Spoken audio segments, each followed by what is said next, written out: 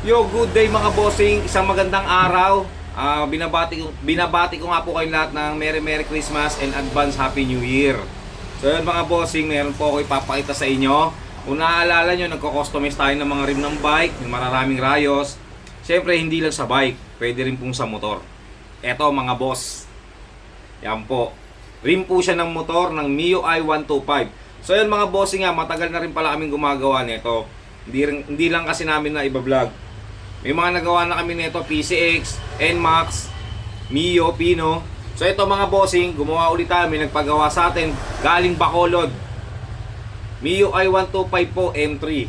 Ito po yung harap mga bossing.